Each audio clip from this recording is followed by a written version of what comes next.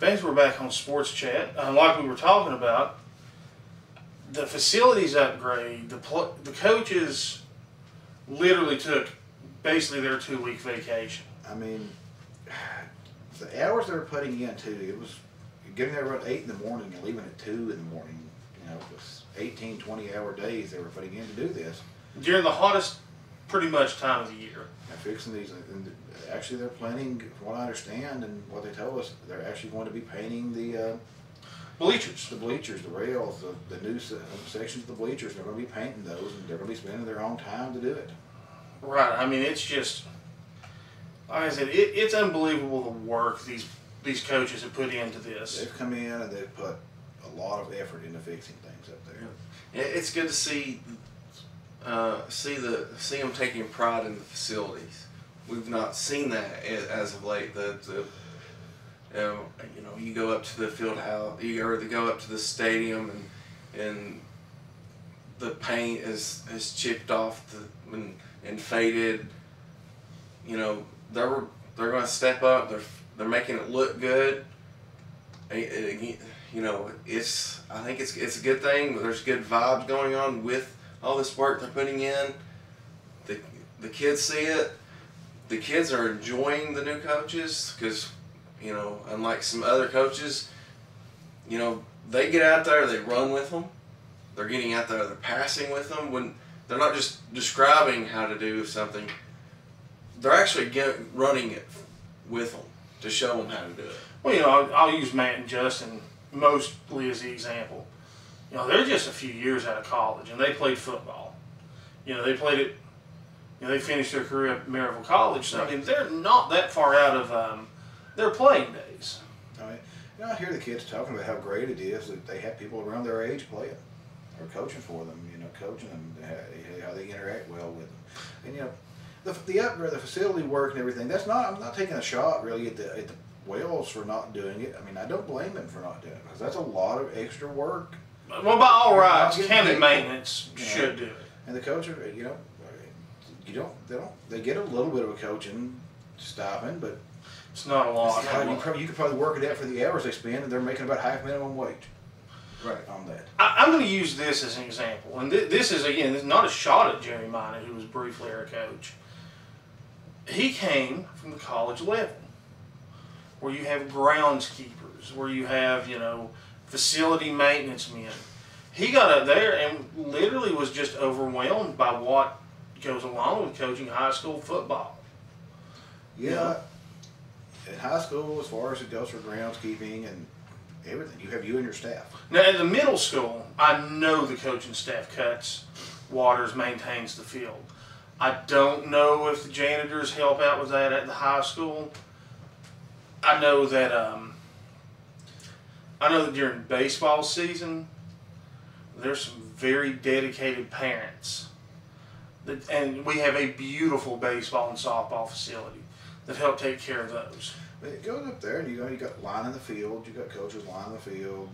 That's not an easy job. That's not easy. And the field's painted and beautiful when the football season starts. That's not easy. That takes hours of work. It's terrible. I'll be honest with you.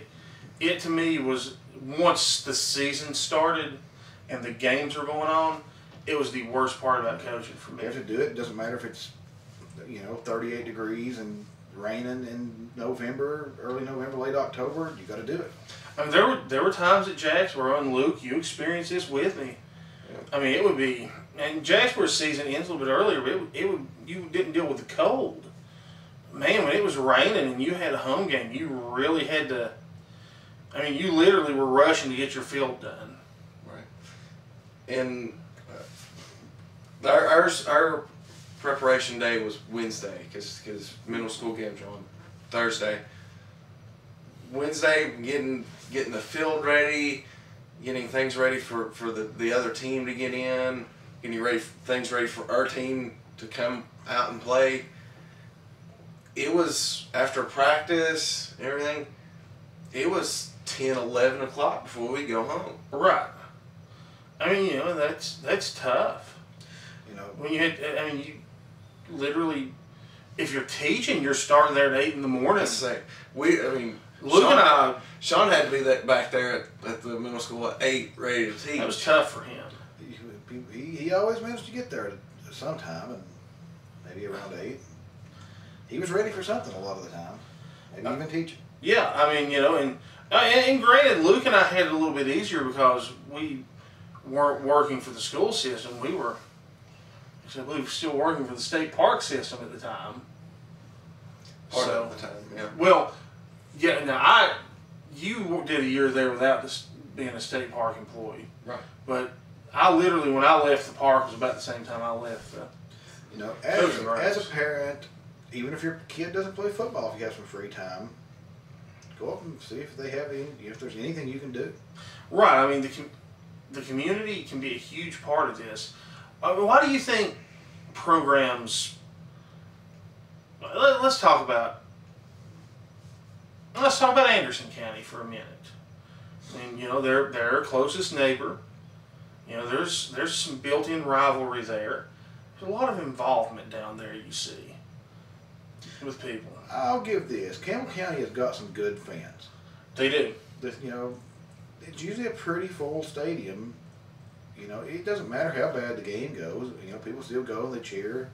Still show up and cheer. I mean, we don't have that good of seasons for the most part, and a lot of people, the current senior class in high school, they probably not saw 3 or 4 wins the entire time they've been in school at home games. You know, Campbell County's not won many more games than that anyway. Right. I mean, they've had a rough few years. I mean, this is that senior class in particular's chance to shine. But, you know, I'm not sure how good Campbell County will be this year, win-loss wise. They have a tough schedule.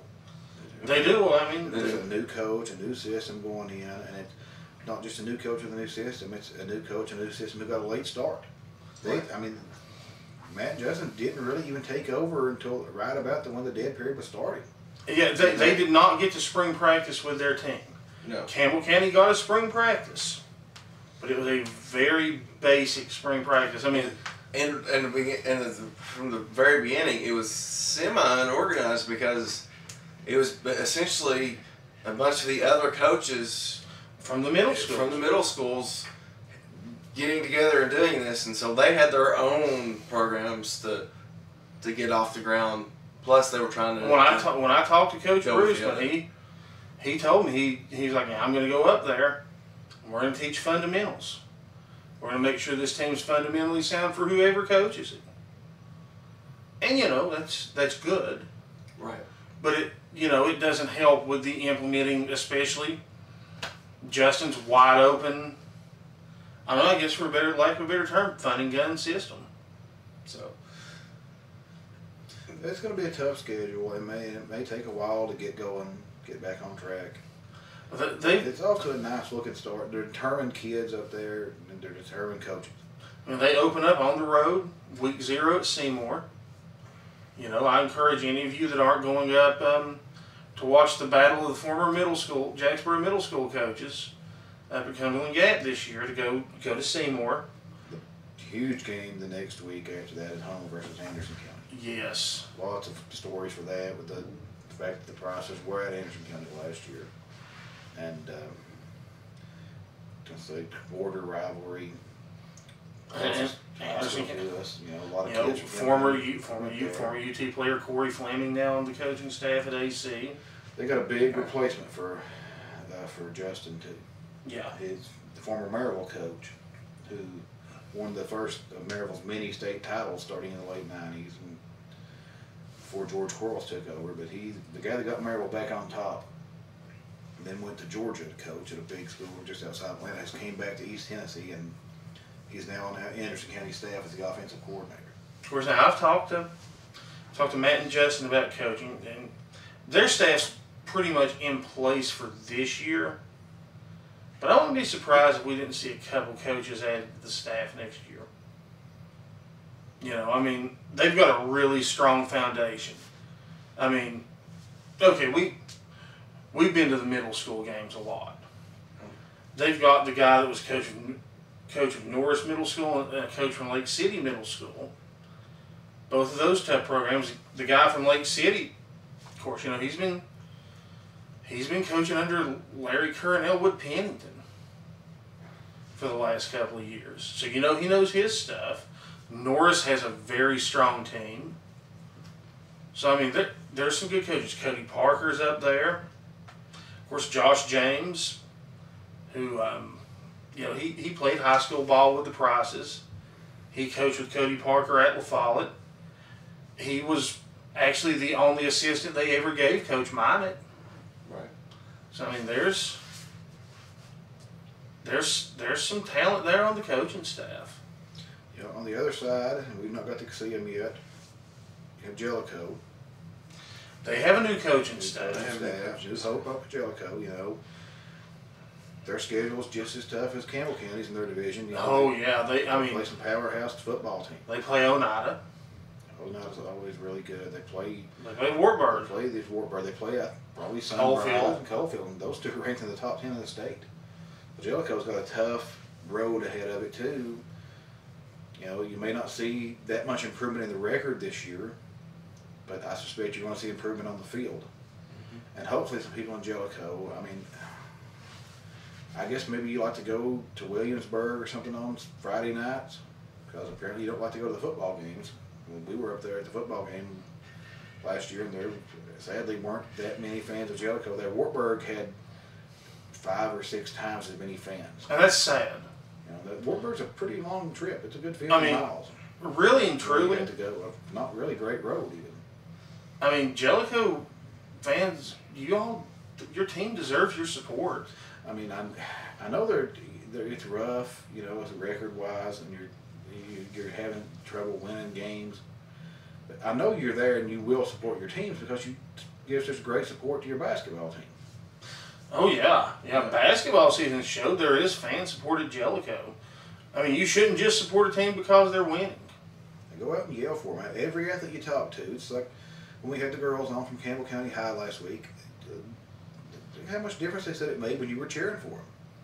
They like to hear you cheer. They'd like to know that you're there and supporting them. It makes them play better. It helps them focus on the game, knowing that there's people out cheering for them, supporting them, and then that's not going to be just one sport. Get out there and support all of our sports.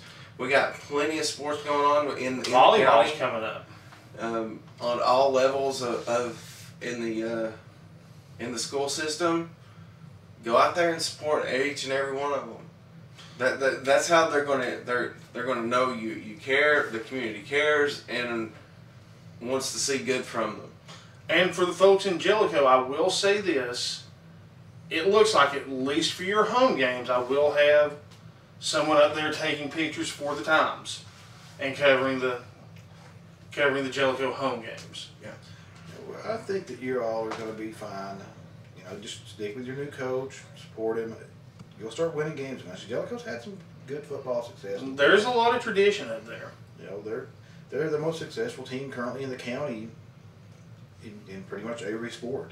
Campbell County has had good basketball teams at times, and Jellicoe, of course, Jellicoe's been around a lot longer. That's true. They've fielded playoff football teams. They've fielded in 3 different basketball divisions. Teams.